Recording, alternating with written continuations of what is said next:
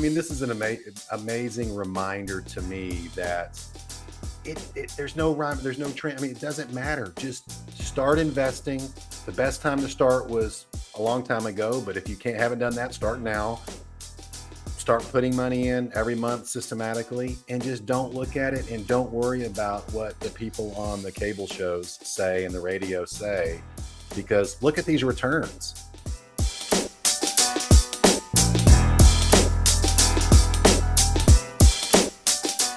You are tuned in to the Money Script Podcast. Today we will share strategies to help you grow your financial literacy and improve your money script. I'll be back with some important announcements. Until then, enjoy the show.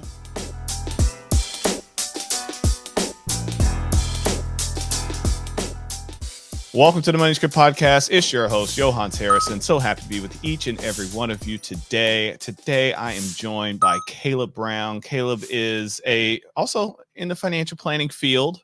I think his role has changed a bit over the years. We'll get into that a bit.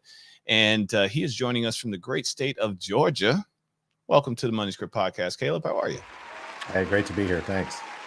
Indeed. So if this is your first time listening to the Money Script Podcast, as your host, my role here is to help you increase your financial literacy. We talk to a broad audience, at least for this season. Next season, we're going to do something a little bit different. I think I talked about that a little bit on the last episode, but I'll mention it again at the end of today's episode. But again, our role here is to help you get more alignment between your values, your goals, and your financial behaviors. What do you need to do different? What do you need to learn? We are here just to give you a little bit of a dose of some financial literacy so that you can continue on your journey and be able to reach your financial goals. So I like to bring different guests to the show so we can talk finance. And this season, I've been talking to all of my peers. So there's been a lot of what we like to call between two advisors. So you get to hear us as advisors talk a little shop. And again, just to help you to get some of those nuggets, those little pieces of financial literacy so that you can grow. So with that, Caleb, again, welcome to the Money Script Podcast. We do have a current event today that we want to talk about because a lot of you are listening to shows on time. How do I know that? Because I get the email or the text that says, hey, is there a show dropping Friday? So yes, there's a show dropping. Well, today is Friday. A show dropped today. And this show will also drop on a Friday coming soon to you. And it will drop soon enough to still be relevant. Actually, what we're going to talk about is always relevant. Why? Because things are always changing, especially the things that we don't have much control over. So what we want to discuss, which is really pertinent to us, because as we sit today, we have 30 days. Is that right? 30 days until our presidential election. Well, not just presidential election. There's a bunch of senators and House of Representatives and comptrollers and sheriffs and judges. It's election season. It's coming up. And a lot of the pundits, both sides, like to talk about which presidency does the best for the markets. You've probably heard that Democrats are bad for the market. You've probably heard that Republicans are bad for the market. It depends on which bubble you're in, because they'll both point fingers and say it's each other. The truth is, it's a toss-up. It really is. So let's get into it. So Caleb and I, we went and found this chart thanks to our friends over at Investopedia. They built this little chart for us here that shows how the S&P 500 price changes by presidential term. Now, first, let's make sure we understand the terms that we're looking at here. So the S&P 500 represents the 500 publicly traded stocks that are large company stocks. Well, most of them are large, a few mids in there, or middle large, and also just mega, just really, really big companies. Now, this is an index. It is also a club. So you can get kicked out of the club. Yep. We don't know who picked. Caleb, have you found out who picks the 500 index? I think there's a committee at Standard. Yeah, there's a committee, but does anyone know? Do you know anyone on that committee? I sure do not. Does anyone know anyone on the committee? So they're locked away somewhere. They're locked away somewhere. It's not like Powell that comes out and tells us about the Federal Reserve. No, these are like, I'm just gonna say they're little trolls living in a tree. They also make no, those aren't trolls, elves. They're elves that live in the tree, and they also make yummy cookies.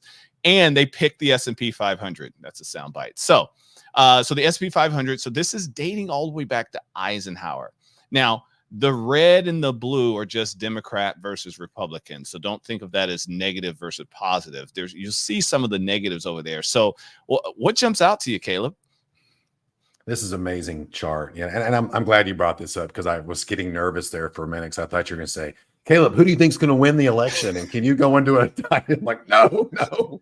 I mean, this is an amazing reminder to me that there's no rhyme, there's no trend. I mean, it doesn't matter. Just start investing.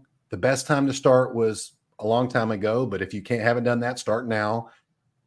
Start putting money in every month systematically, and just don't look at it and don't worry about what the people on the cable shows say and the radio say, because look at these returns.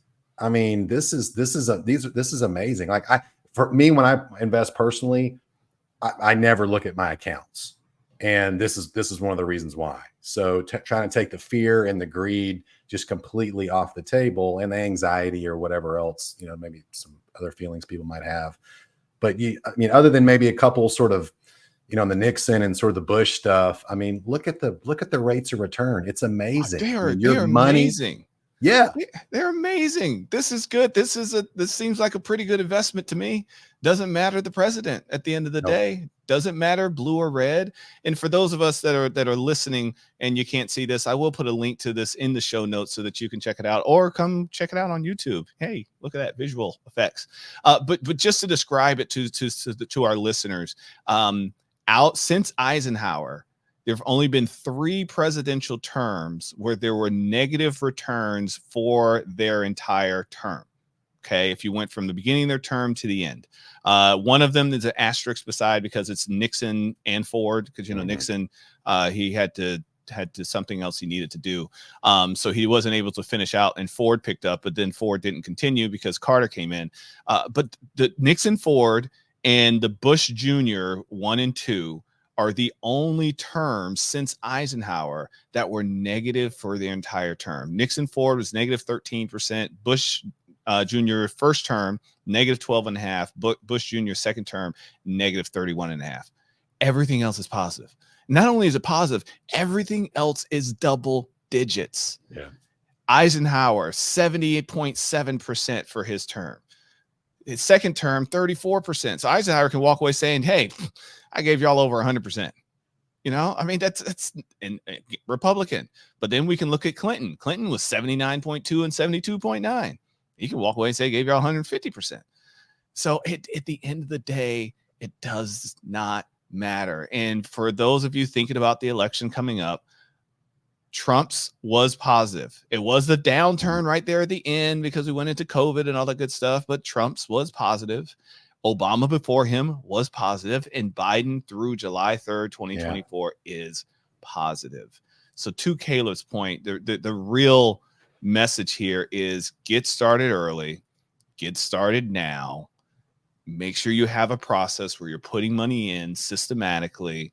And like Warren Buffett said, if you don't have a better plan and you're a long-term investor, the S&P 500 is a great choice. Okay. If you don't have a better plan and you don't understand what you're doing and you're long-term, S&P 500 is not a bad choice. And I think it's worth mentioning that the Carter Ford, the high inflation, right? There was a big inflationary period. And then the Bush, we had 2001 terrorist attack. Then we had the 2008, bank meltdown. So those were pretty catastrophic. Oh, no, wait, no, you forgot. You left one small thing out. We also had 2000, you had .com. The .com. So he had .com, 01, 02. Bush got dealt a tough hand when it came to the markets and the economy. He did. So, and then here came the rebound. So that's right. Here's the thing. Guess what? Whomever is president for the next 4 years is going to have a legacy of things to deal with. Legacy. These things, a lot of things in our economy. The one way to describe it is there's 2 different ways I've heard describing it. One is a battleship takes a long time to turn around. Okay. Especially when it's moving at full speed. It's got to turn. It can't, as they say, turn on a dime. Another one is a train. A train takes, once it's going full speed, it takes a while for it to stop. Our economy is the same way. A lot of these things we are feeling the results of the decisions that were made years ago. Our inflation is a result of the decisions that were made years ago. Okay, these things don't happen overnight. However, the people on television will try to make you think that they do. And that's because they need something to talk about so that you will tune in. If they tell you everything's okay and there's no need to worry, you will stop watching and the advertisers will get mad and they won't advertise on the platform anymore. And then Twitter will be worth a lot less than what it used to be. So I did that. You see that? So anyhow, that's why they should turn all that off and just talk to their financial planner. Just turn it off. Just turn it off. Indeed, turn it off. Because guess what? They don't know you. And they're talking about the economy. They're not talking about your economy. They're talking about the general. We're talking macroeconomics. They're not talking about your personal home economics. Speaking of economics, Caleb and I were chatting before the show. Seems like we're around the same age, went to high school at the same time. So Caleb, out of curiosity, did you have to take home economics in high school or middle school? I did not have to take home ec in high school. No. Yeah. So in North Carolina, we still had to do home ec in high school. So I had a class. This is in, I want to say it was 9th grade. It might've been middle school. It might have been 8th grade. But in that class, we learned how to cook. So we made cupcakes. We made spaghetti. Like, who doesn't know how to make spaghetti? But we made spaghetti. We made something else. The cupcakes I remember vividly because we made the icing from scratch. And that was my first time seeing, when you whip the egg and it gets all fluffy and like, whoa, it's like, this is cool. Oh, I thought you were going to say because you ate them all. That too. No, I did. I did eat a lot of cupcakes. I did. I probably didn't eat any cupcakes. I was just eating icing, if I remember correctly. We learned to sew a button onto like a shirt. It was a bunch of random, just home economics. It was the home things that we had to learn. We only spent one class on balancing a checkbook. Yeah. It was one class and we never talked about it again. And I'm pretty sure the teacher was pretty uncomfortable teaching how to balance a checkbook because I don't think it was something that she did as often as she wanted to. Yeah. But financial literacy for you. So Caleb, tell us a little bit about what you do in the financial services industry. Yeah, I really have 3 primary roles. The first one is CEO of New Planner Recruiting. So we're a outsourced recruiting firm specifically for registered investment and independent advisors that want help hiring really just a couple types of positions: paraplanner, associate planner, lead planner positions. So we do that for firms all across the country, usually in the larger metro centers or virtually. So that's where I spend most of my time. My second role is I do have I'm a CFP, certified financial planner, and I still have a book of clients on an RIA. Oh, you do? Okay, Georgia, so you are still okay. I wasn't sure if you were still.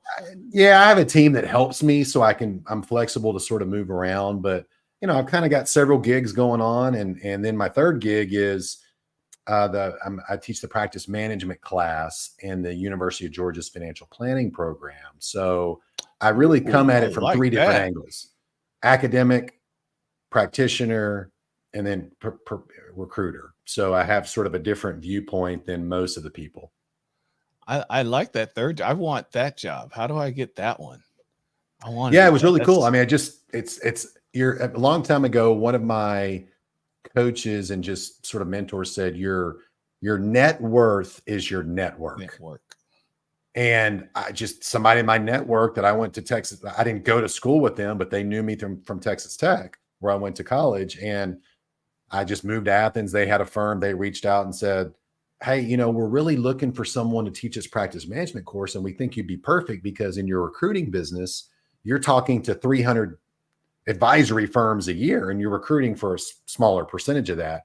And you're getting intimate viewpoints inside of these firms on what they're doing, what's working, what's not working.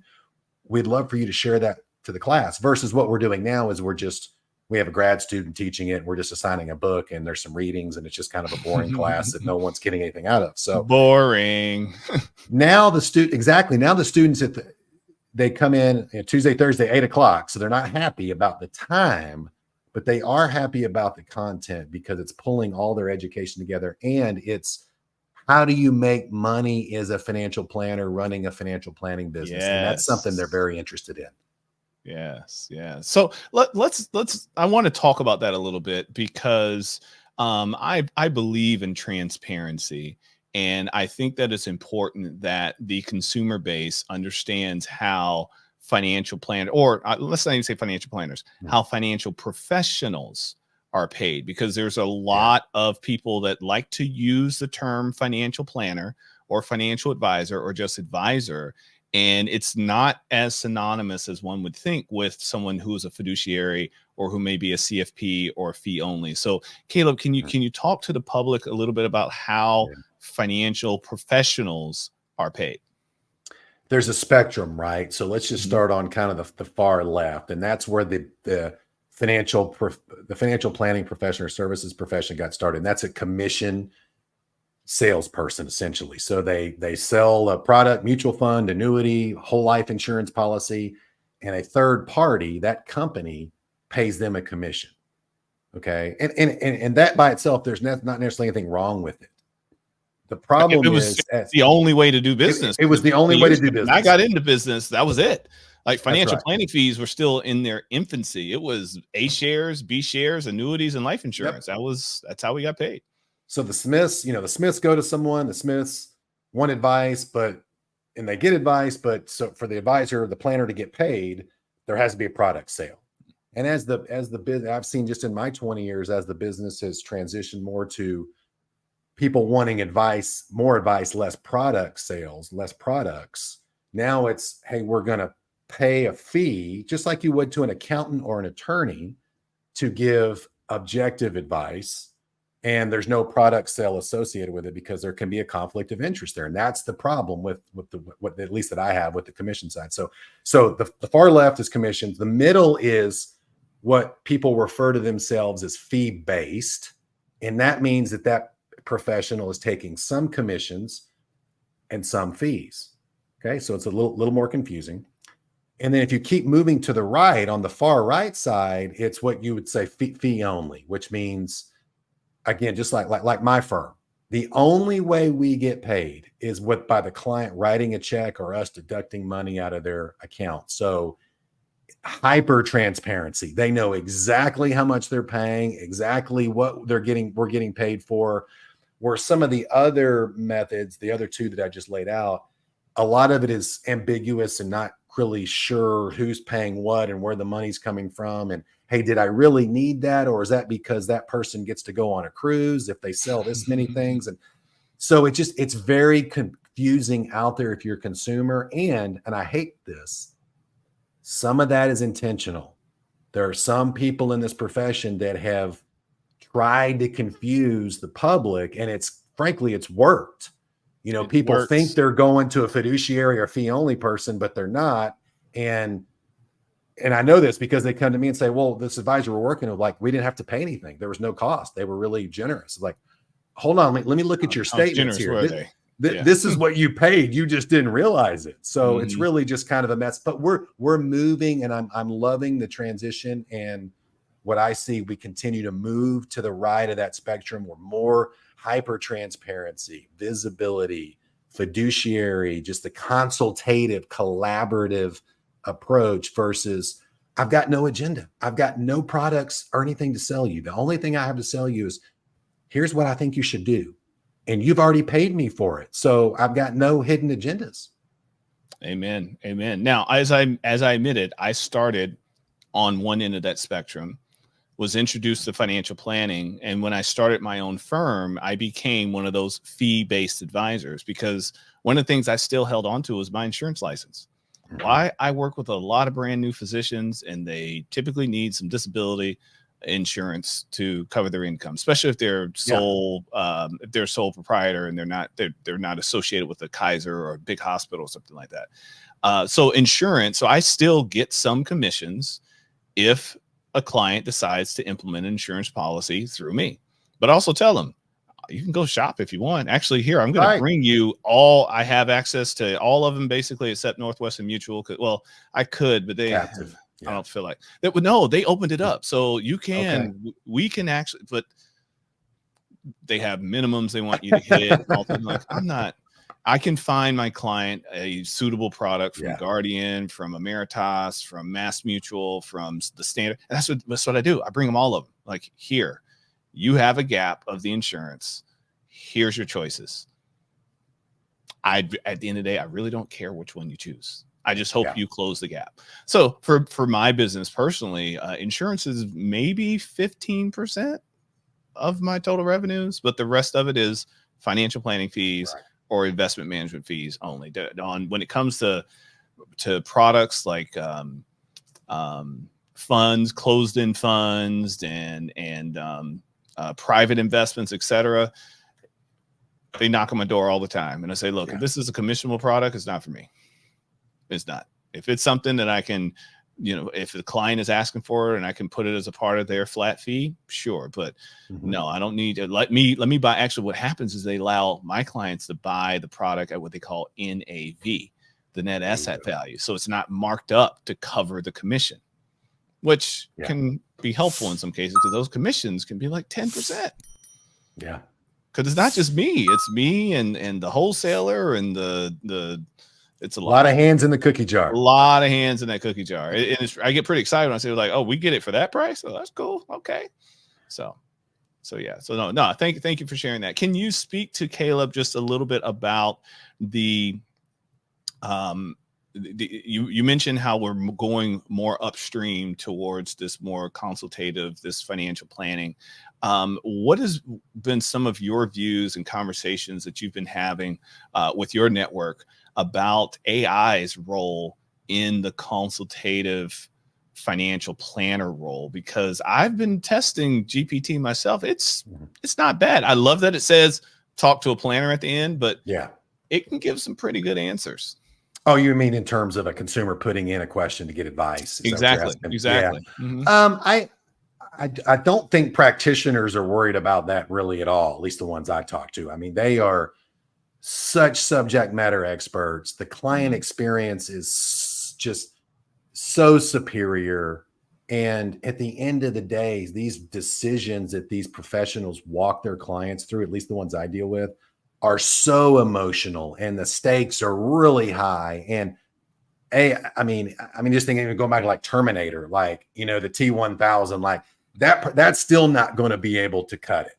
Right. Because just think like buying a house. That's a very emotional decision, a big decision, where to send the kids for college, or we're getting a divorce. How do we divide these? This is big stuff that people want a human to work through. But like, hey, explain an Roth IRA or Roth conversion, or what's the limit? Absolutely. I use AI. It's a great tool, time saver on creating content, reviewing things, summing up things, getting stuff started on marketing or an outline. So I think a lot of the financial professionals that I deal with are using it to help them service more clients and go deeper with their clients. So I'm just not, it's almost like the robo advisors that came out, like, what was that? They're like all shutting down. Oh, no. They're all shutting down. They're all of them. So, so Schwab just ended their institutional intelligent portfolio. What was the one that got bought by Goldman Sachs, but then they admitted that they overpaid for it. And so now it's a shot. Not all of them, but a lot of them are now disappearing. And it's pretty shocking to me.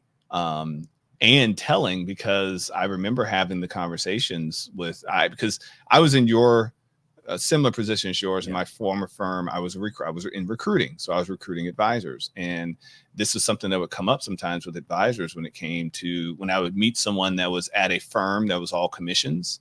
And I would say, hey, come to my firm where it's mainly fee based with some commissions. And they couldn't fathom the idea of not charging their client $400 or $500 to go buy a share of Google or something. And it's like, no, there's a different world. And the conversation this was at the infancy of robo-advisor. And they were trying to tell me that, oh, you're not going to be able to do that fee-based stuff because the robots are going to do it all. I was like, no. A lot of firms will learn how to use the robots to save time, but there's still that human connection that needs to be there, that the client can't ask the robot, what's the S&P 500? The client can't ask the robot about the philosophies around investing when it comes to a presidential election. If you tell the robot, hey, I want to hold off on my investing until after the election, the robot says, okay. Yeah. Fine. But if you tell me you want to hold off investing after election, I'm going to show you that slide and say, what difference is it going to make? Is that really, how does that connect with your goal of having financial independence by the time you're 55? How does that connect with your goal of, as you were saying earlier, buying the house, the car, whatever it may be? Because it probably doesn't. You're allowing your emotions and what's going on and what they're saying on the radio. Well, radio. Now I'm dating myself again. What they're saying on, I guess, Sirius XM radio. There we go. Yeah. What they're saying on the radio, what they're saying on the television, what they're saying on the podcast, on the YouTube, on all the different forms of social media. And trust me, if you are someone that on your social media, you have watched a video a little too long about the market's going to go to nothing, or you happen to like something that someone said that was negative on the market, you are going to get shown more and more stuff that rhymes with that, because that's how the algorithm and the advertisers, that's how it works. Believe me, I know I've accidentally said, oops, I didn't mean to stay on that for too long. Oh gosh, now I'm going to see that for the next 20 minutes. I got to close it out. I was like, no, I need to reset this algorithm. So, Caleb, every now and then, I come across individuals, sometimes in the medical profession, that have decided that they want to start to learn something else. They want to maybe potentially become a financial advisor. I went and gave a talk at the HBCU, the Historically Black College University symposium that they had a few months ago, and I met like 3,000 people there. And one of the big questions was, they were asking, how do I become a financial advisor? What does that look like? So can you speak a little bit to the industry, on people that want to get into the industry? What skills are people looking for? What do they need to do? And maybe where are some places they should start? First of all, that we want you in the profession. Okay. And I have a little bit different seat, because every day for the last 15 years, I talk to people in all parts of the country in all different fields. And some, like, professional sports, fighter pilots, NASA people, FBI. I mean, like, all these things that we think are like really, really cool. They're trying to get in financial planning because, maybe they're working at a high-tech firm in Silicon Valley and they're getting paid buku money, but it's not rewarding, not fulfilling. Maybe doctors who don't want to do it, or they get carpal tunnel, they can't, whatever it is. This is a great profession for you because, one, you can earn a very good living. If that's one of your goals, you can do that. It's very flexible. It's intellectually stimulating and challenging.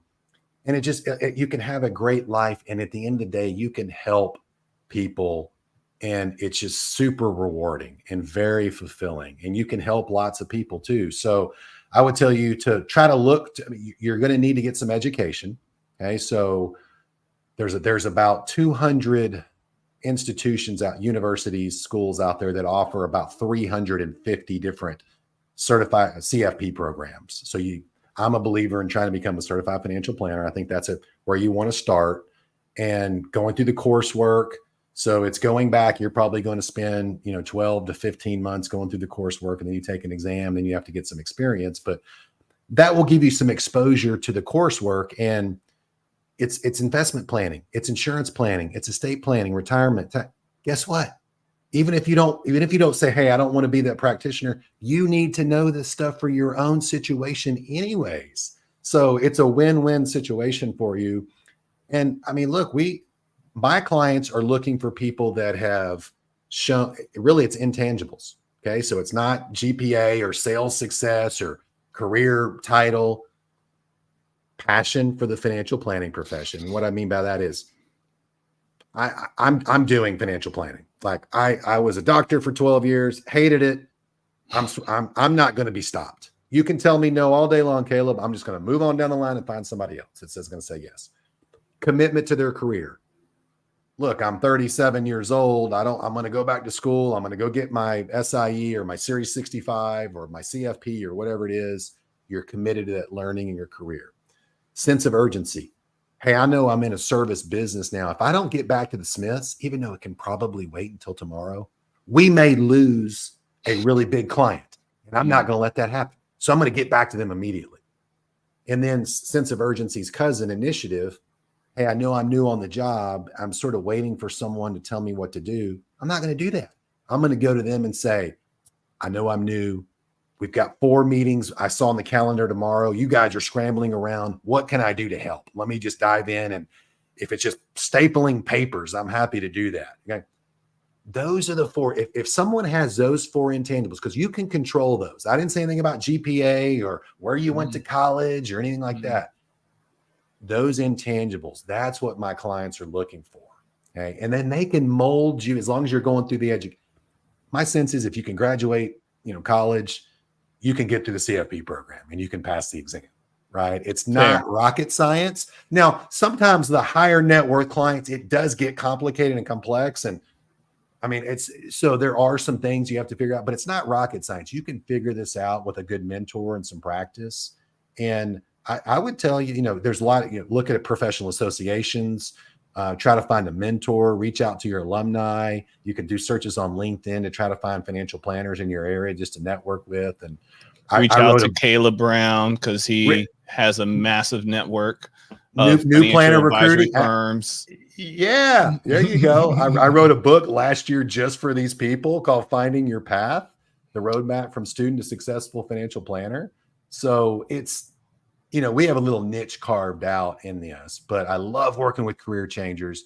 I love working with new planners, but I also love working with experienced people too, who are in a bad fit, like we talked about earlier, and they want to make a move. Indeed. Beautiful. Well, Caleb, thank you so much for giving us that insight. So if you want to learn more, I'm here for you as well. Reach out to me. I love sharing with people my journey into financial services. I'm one of those people that just kind of dropped into it and got licensed. And here I am a quarter of a century later, still doing it. So I'm happy to tell you about my journey. Reach out to Caleb. We'll make sure that all of his contact information is in the show notes. And before we go, almost forgot, almost did it again. I apologize, people. Almost did it again. Caleb, we have to ask you the one question that we ask every guest on the show, except for the one that I forgot. I promise not to do it again. Caleb, what is your first memory of money? Yeah, this is a good one. I had to think back. I listened to some of the episodes, so I knew you were going to ask me this, so I was able to prepare. But I'm at 4 or 5 years old, probably. I think around maybe 4 to 6. I heard the ice cream truck coming, and I remember going to my mom and basically laying out a bunch of change on the bed and trying to count the pennies and the nickels to try to, at that point in the early to mid 80s, like trying to get 20 cents or 25 cents or whatever it was for a little ice cream. But just understanding okay, this is a medium of exchange. You have to be able to give this here, then you get the ice cream, and counting the coins out. And it's stuck with me ever since. That means it's amazing. I just read the book Debt by, I forgot the author, but it's a book called Debt. It's about the origins of debt. And it actually contradicts a lot of what is that manifesto that came out? Not Birth of Nations. No, that's the wrong one. Wealth of Nations. Wealth of Nations. There we go. Adam Smith. Those are very drastic. Those are different books there. Wealth of Nations. Ooh, don't Google that one. The Wealth of Nations. It actually contradicts some of the stories that were told in the Wealth of Nations. But in the book Debt, the author discusses how credit and debt have been around longer than money, because bartering didn't always work. Because if I had enough pigs or corn or whatever it was, and all you could trade me with pigs or corn, then you weren't valuable to me. But I may still have something that you needed. So I may extend you some credit so that you pay me when you get something that I actually need. And then we decided to start coming up with symbols to represent that. So the idea of debt and credit were around a lot longer. But it's fascinating. As I was listening, because I listened to all these books, I was listening to that. I too was thinking about, as a child, I was trying to determine, when did I learn, when did I realize that this coin, this piece of paper, represented something that I had to trade for something else. I mean, when I think about my first memories of money, I would come up for me or just earning it, getting it, whether it was from my grandfather giving me money on my birthday or just having like the piggy bank. But I was like, when did I connect the dots that, wait, I trade this for something? And I haven't quite pinpointed yet, but when you mentioned the ice cream truck, it reminded me of the candy lady. We had a candy lady in our neighborhood. Yeah. And what I remember is walking with my friend to the candy lady's house, and I thought she just gave out candy. That was my understanding. I was like, oh, she's going to give us candy. And then I watch him exchange his coins or whatever for something. And I realized, like, wait, I don't have anything to exchange. I thought she was just going to give out candy. So that's something, when you've said that, it reminded me of that, and I connected it with the book. So it's just interesting how we've been all taught to play this wonderful game called money. And we just keep playing. And the game goes on. And hopefully the U.S. never turns into Argentina. And with that, that's the end of your history lesson for today. Caleb, we want to thank you for joining us on the Money Script podcast. Remember, go out and vote. Yeah, I'm not here to tell you who to vote for. I'm here to tell you to vote. Okay, that is the uniqueness of our democracy, is that we get to vote. We may not always like the results, but that's why it's a democracy. Okay, you get to live to play another day. And if you really, really don't like the results, get involved. Get involved. Excuse me, not evolved. You can do that too, but get involved. Get involved. You could be the change that you want to see. And with that, we will see you next time here on the Money Script podcast. Oh, and one other thing. I almost forgot. Tell one person. Tell one person you know that maybe wants to be a financial advisor or has thought about it or talked about it. Tell that one person about this episode. Just one. We'll see you next time.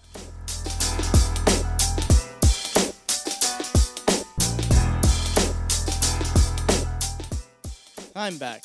Wasn't that a great show? I hope you learned something. I know I did. Now, before you go trying anything you heard today, remember, it is not intended to be specific tax or legal advice. If you need that, go see a CPA or an attorney. If you would like any complimentary consultation with a knowledgeable advisor, visit moneyscript.com and schedule a 15-minute consultation. Want Johans to come speak at your next event? Go to the Money Script website for that too. Of course, if you're watching on YouTube, make sure to like, comment, subscribe, and click the bell for notifications. MoneyScript Wealth Management is a registered financial advisory service in multiple states. Want to learn more? Get the full disclosure on our website, moneyscript.com.